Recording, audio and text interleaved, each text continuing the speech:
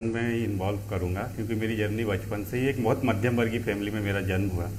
और मध्यम वर्गीय फैमिली में बहुत सारी परेशानियां होती हैं, बहुत सारी परेशानियों का सामना भी बचपन से ही मैंने किया, क्योंकि मेरे माता पिता खेती किसानी का काम करते थे, फार्मर थे। तो उनकी हेल्प करना, उनके साथ हाथ बटाना, और मैंने बहुत सारी परेशानियाँ देखी वहाँ पर। मैंने सोचा कि कुछ किया जाना चाहिए, कुछ समाज के लिए, कुछ अपने लिए। पर ये भावना तो थी पर प्लेटफॉर्म नहीं था। ये फीलिंग थी शुरुआत से कि कुछ अच्छा करेंगे, बड़े हो गए कुछ अच्छा करना पड़ेगा। पर पारिवारिक स्थितियां इतनी बेहतर नहीं थी कि मैं उस समय कर पाऊँ। पर जो करवाना होता है, ईश्वर कहीं ना कहीं रास्ता देता है। तब बचपन गांव में ही पढ़ाई की, आगे थोड़े बड़े तो पढ़ाई के लिए दूसरे शहर गए, वहाँ पे भी। पर पढ़ाई में इतने अच्छा मैं नहीं कर पा रहा था जितना करना चाह रहा था। कोशिश तो बहुत करता था पर पढ़ाई में इतना बेहतर नहीं कर पा रहा था, क्योंकि घर वालों की मेरी इच्छा थी कि मैं आगे बढ़ के कोई ना कोई गवर्नमेंट जॉब मुझे मिल जाए, जिससे परिवार का भी अच्छे से रहे और हर माता पिता के रहता कि मेरा बच्चा अच्छे से सेटल हो जाए। मैं बहुत प्रयास भी करता था पर नहीं हो पाया। इसके कारण मैं दूसरे शहर अपने गांव, मेरा गांव बहुत ही छोटा गांव है, जो आज मैं देखता हूं कि 70% मध्यम वर्गीय फैमिली भी गांव से ही है। जो आज हिंदुस्तान 70%, मुझे लगता है 30% आबादी शहर की है, 70% ग्रामीण लोग हैं। तो गांव से था, पढ़ाई लिखाई करी, पर पढ़ाई लिखाई पूरी मैं गांव में नहीं कर सकता था। इस कारण मैं आगे की पढ़ाई के लिए इंदौर शहर आया और इंदौर शहर में मैंने शुरू किया कुछ। उस समय भी पुलिस की वैकेंसी निकली थी, 2016-17 की बात है ये। उज्जैन में सिंगस्त भी था, तो उज्जैन इंदौर आया। पुलिस के एग्ज़ाम की मैं तैयारी कर रहा था, पर 3 मंथ बाद एग्ज़ाम ख़त्म हुए। पर मुझे लगा कि वापस मैं शहर ना जाऊं, अपने गांव ना जाऊं, तो कुछ ना कुछ यहीं पे रोज़गार के लिए मुझे ध्यान देना चाहिए, रोज़गार के लिए अवसर देखना चाहिए। तब मैंने रोज़गार के लिए रियल एस्टेट सेक्टर देखा। रियल एस्टेट सेक्टर में कुछ समय काम किया और काम करके देखा कि इस रियल एस्टेट सेक्टर में बहुत कुछ अच्छा किया जा सकता है अगर इसमें कुछ प्रयास किया जाए। तो मैं जिस कंपनी में था वहाँ अच्छा करना भी चाह रहा था पर कर नहीं पा रहा था, क्योंकि सारे डिसीजन मेरे नहीं थे वहाँ पे। मैं प्रयास करता था पर नहीं हो पा रहा था। इस कारण मैंने कुछ युवाओं को साथ में लेकर, कुछ पैसे जो इनकम की थी साथ में, हमने मिलके एक अपनी कंपनी 2020 में लिस्टेड कर दी, रियल मेकर प्राइवेट लिमिटेड। तो ये नाम कैसे सोचा? ये बहुत ही यूनिक नाम है, रियल मेकर। तो इसके पीछे क्या सीक्रेट है? इसके पीछे मैम एक ही, हम चाहते हैं कि असली निर्माता कहीं ना कहीं हम लोगों की कैसे हेल्प।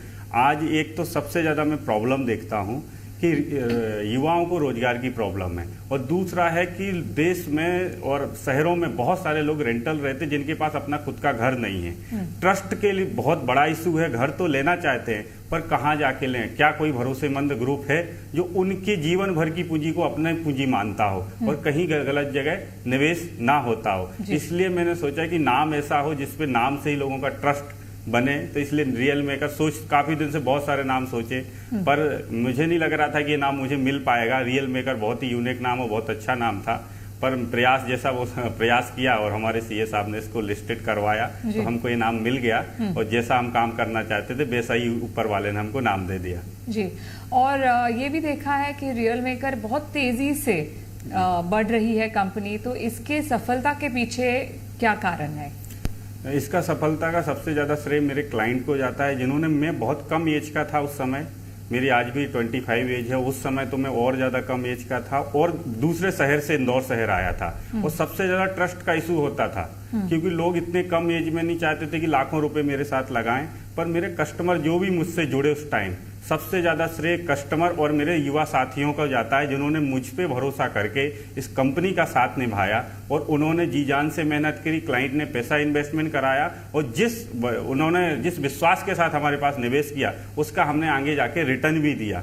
जब रिटर्न मिला तो और लोग जुड़े, तो सारा श्रेय मेरी टीम और हमारे क्लाइंट को जाता है, जिन्होंने, मैं क्लाइंट नहीं, मैं उनको परिवार बोलता हूँ, टीम भी मेरी परिवार ही है। जी जी। तो इंदौर में किस तरीके का आपने देखा है? रियल एस्टेट में क्या क्या संभावनाएं हैं इंदौर में? मैम, क्योंकि मैं देखता हूँ क्लीन सिटी के नाम से इंदौर 6 बार अवार्ड भी ले चुका है, और हम बहुत गर्व है हमको कि हम इंदौर शहर में आए और इंदौर शहर के वासी हैं। तो इंदौर में बहुत ग्रोथ है, क्योंकि इंदौर अभी ग्रोथ कर रहा है। वहाँ रोजगार के भी बहुत सारे सेक्टर हैं, आईटी कंपनियां भी आ चुकी हैं और इंदौर अभी फैल रहा है। तो ये कभी बीज लोग वहाँ पे डाल सकते हैं और ये बहुत जल्दी पेड़ बन के फल बनेगा, क्योंकि और शहर की तुलना में, टीयर 1 शहर की तुलना में टीयर 2 सिटी में बहुत कम रेट है और इंदौर टीयर 2 में सबसे आगे है। एक तो क्लीन सिटी, साथ ही क्लीन सिटी के इंदौर शहर के लोग बहुत अच्छे हैं, वहाँ का माहौल बहुत अच्छा है, आसपास जमीन के, अभी जमीन कुछ समय के लिए मिल सकती है, आगे जाके वो भी बहुत कॉस्टली होने वाली है, क्योंकि टीयर 1 शहर सिटी में बहुत ये मेट्रो आ चुकी है अभी इंदौर में, तो मेट्रो का बहुत जल्दी ट्रायल हो भी चुका है और बहुत जल्दी मेट्रो चालू हो जाएगी, तो बहुत ही कॉस्टली हो जाएगी और इंदौर बहुत ग्रोथ करने वाला है हर एक क्षेत्र में। तो इन्वेस्टर अगर हम ले जो रियल एस्टेट में इन्वेस्ट करना चाह रहे हैं तो उनको किन चीजों पर ध्यान देना चाहिए? सबसे पहले तो इन्वेस्टर को मैं कहता हूँ कि रेरा गवर्नमेंट ने बहुत बड़ी हेल्प की रियल एस्टेट में रेरा लाके, क्योंकि रेरा एक ऐसा माध्यम है गवर्नमेंट प्लेटफॉर्म की। आप mp.gov.in रेरा वेबसाइट पे जाएं तो प्रोजेक्ट की सारी लीगलिटी ऑनलाइन फोन पे ही चेक कर सकते हैं, चाहे वो टीएनसी सबसे पहली परमिशन होती है, TNC town and country planning, TNC diversion, विकास अनुमति, सारी चीजें आप रेरा पे चेक कर सकते हैं। डेवलपर के बारे में जान सकते हैं, उन्होंने कितना काम किया। हर इन्वेस्टर को या रहने वाले व्यक्ति को सबसे पहले रेरा जरूर चेक करना चाहिए। रेरा के बाद फिर प्रोजेक्ट की लोकेशन देखनी चाहिए कि कहाँ पे किस जगह पे लोकेशन है, वहाँ आसपास का माहौल कैसा है। दूसरा, किस ग्रुप से वो जुड़ रहे हैं, क्या उस ग्रुप ने कभी कैसे काम किए, क्या डिलीवरी दी, क्या कोई प्रोजेक्ट अनडेवलप तो नहीं है प्रोजेक्ट, उसके बाद उसको ग्रुप के बारे में सर्च करना चाहिए। तब जाके सबसे मैं ज्यादा जरूरी रेरा को मानता हूँ कि रेरा रजिस्टर्ड प्रोजेक्ट होना चाहिए। जी, और रियल एस्टेट को लेके आप कुछ नया रूप लेकर आए हैं, उस बारे में हमें कुछ बताइए। रियल एस्टेट को लेकर हाँ देखिए, हमारी एक 3T पे हम काम कर रहे हैं, ट्रस्ट, टीम और टेक्नोलॉजी। अभी रियल एस्टेट मैंने इंदौर शहर में जहाँ पे मैंने वर्क किया तो वहाँ का एक्सपीरियंस, अभी टेक्नोलॉजी इतना सपोर्ट नहीं कर पा रही है और हमारे शहर में अभी टेक्नोलॉजी के माध्यम से इतनी ज्यादा प्रॉपर्टियां सोल्ड नहीं होती हैं। तो आगे चल के रियल मेकर का एक ही सपना, हर व्यक्ति का घर हो अपना। हम इस विजन को लेके जा रहे हैं।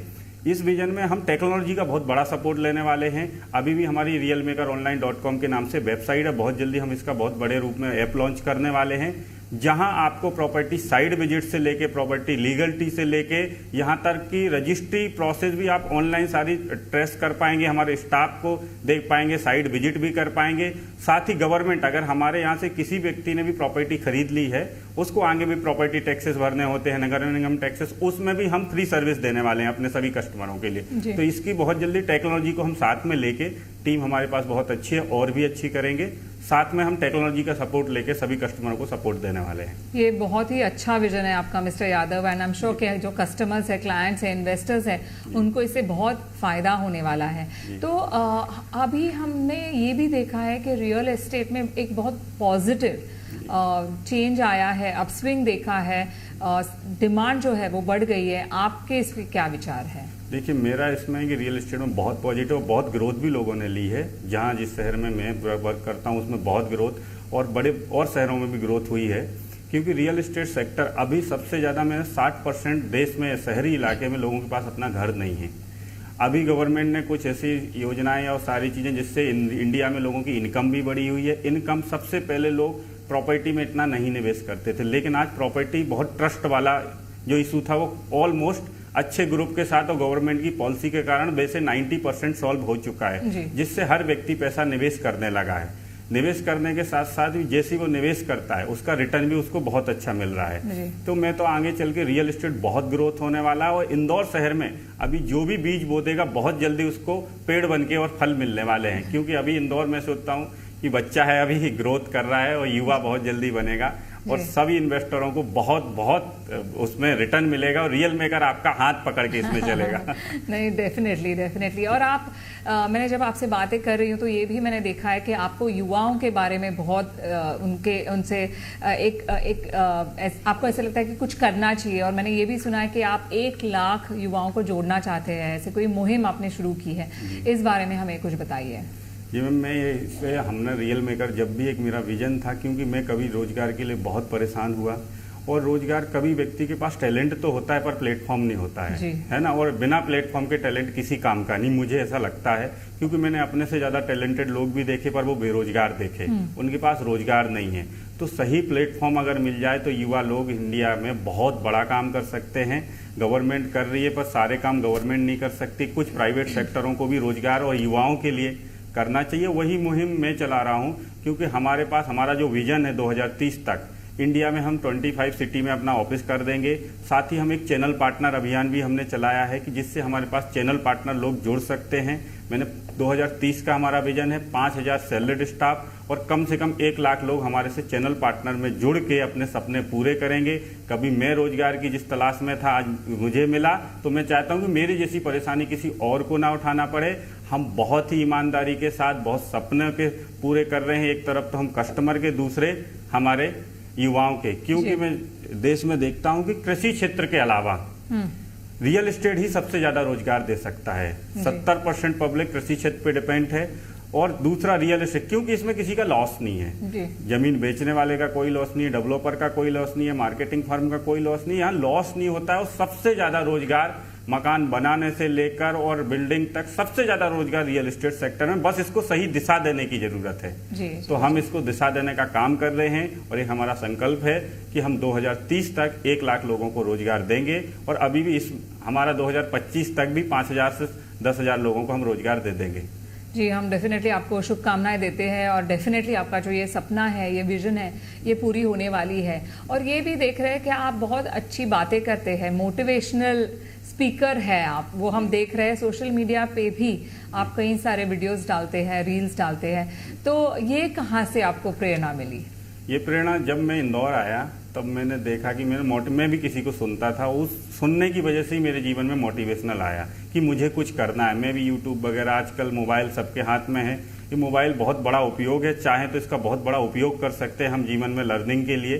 तो मैं भी मोबाइल में कहीं ना कहीं अपने जीवन में सीखने के लिए, ज़्यादा स्कूल कॉलेज से तो ज़्यादा नहीं सीख पाया, पर मोबाइल ने मुझे बहुत कुछ सिखाया, और वो भी बहुत सारे मोटिवेशनल स्पीकरों को सुनता था। पर मैंने जब कुछ किया तो मुझे लगा किया, इसके कारण अब मुझे लोगों को बताना चाहिए कि मैंने कैसे किया, ताकि बाकी लोग, जब तक हम बताएंगे नहीं, ज्ञान को बांटना बहुत ज्यादा जरूरी है, तभी जाके वो दूसरों के जीवन में प्रभावशाली बन सकता है। तो मेरे जीवन में मेरे साथ प्रैक्टिकली जो हुआ, मैं वो यूट्यूब और अपने इंस्टा के माध्यम से बताता रहता हूं, ताकि बहुत सारे युवा लोग इसमें रोजगार पाएं और आगे बढ़ें। क्योंकि आप युवाओं के अंदर ताकत तो है, बस उनको अपने आप को जगाना है। तो मैं इसी कारण से मैं चाहता हूं कि इस देश में बहुत सारे लोग मोटिवेट होकर अच्छा काम करें। क्या बात है। तो अब आप आए, हमारे साथ बातें की, उसके लिए बहुत बहुत शुक्रिया। एक जाते जाते आप क्या कहना चाहेंगे कस्टमर्स से, या युवाओं से, या हमारे जो दर्शक हैं उनसे? मैं जाते जाते यही है कि जो इंदौर वासी, शहरवासी, देशवासी, आप सब जो हमको, क्योंकि हम जैसे मध्यम वर्गीय लोग, हमने कभी जीवन में नहीं सोचा था कि हम ऐसा कर पाएंगे, लेकिन हमने किया। ये देश की बड़ा ही, मैं देश को सौभाग्यशाली कि मैं भारत देश में जन्म हुआ मेरा, और इस देश में कुछ भी किया जा सकता, कोई कितना भी परिस्थितियों से हो, कुछ भी कर सकता है। तो मैं तो यही चाहता हूँ जितने लोग भी हैं सही का सपोर्ट करें, सही का साथ दें। रियल एस्टेट सेक्टर में हम लोग बहुत अच्छे से काम करेंगे। सभी इन्वेस्टर हमारा परिवार है, किसी का गलत जगह, क्योंकि मैंने बहुत बारीकी से देखा है कि कैसे पैसों को जोड़ा जाता है। बहुत सारी परिस्थितियां देखी, आज भी मेरा गांव में है, और वहाँ जहाँ मेरा जन्म हुआ वहाँ की कुल जनसंख्या मात्र 150 लोगों की है। जब मैं वहाँ से आके यहाँ आ सकता हूँ, तो बाकी बहुत सारे लोग भी ऐसा काम कर सकते हैं। अगर आपको मेरा विजन मिशन अच्छा लगे तो मेरे साथ भी जुड़ सकते हैं, मैं गाइड कर सकता हूँ कि कैसे आगे, क्योंकि हमारे पास ग्रोथ के बहुत चांस है। हम अभी बहुत जल्दी भोपाल में भी अपनी ब्रांच खोलने वाले हैं, और बहुत जल्दी जयपुर, हमारे 25 सिटी में। और हमें सही युवा, सही सोच वाले लोगों की बहुत ज्यादा जरूरत है, क्योंकि जिसकी सोच सही होगी उसका आगे जाके विजन। सबसे पहले बनती है सोच, सोच के बाद बनता है शब्द, शब्द के बाद बनता है कर्म, कर्म के बाद बनता है भाग्य। तो मैं चाहता हूं सोच का क्लियर होना बहुत जरूरी है। जिसकी सोच क्लियर होगी, उसका विजन क्लियर होगा, उसको उस चीज की प्राप्ति होने लगेगी। आप सब मिलके ऐसे सच्चाई का और सही ग्रुप का सहयोग करें, ताकि हम मध्यम वर्गीय लोग भी इतिहास लिख सकते हैं। साथ दीजिएगा, योगदान दीजिएगा। आप सबका बहुत बहुत धन्यवाद। आपका भी मैम बहुत बहुत शुक्रिया। Thank you so much. आप आए, अच्छी अच्छी बातें की, हमसे प्रेरित किया, हमें नहीं, युवाओं को, जो हमारे देशवासी है उनको।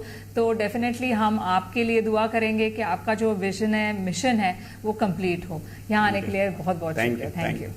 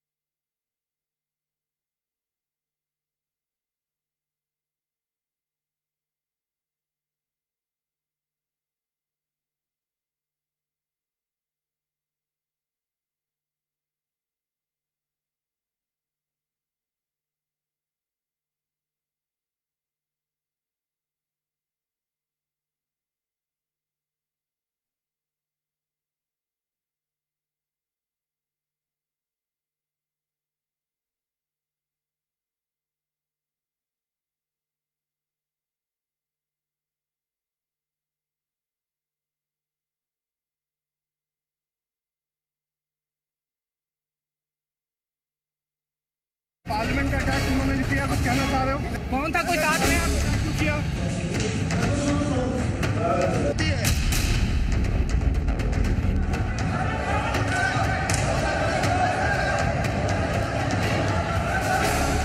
साजिश के तार बेपर्दा हुए राज।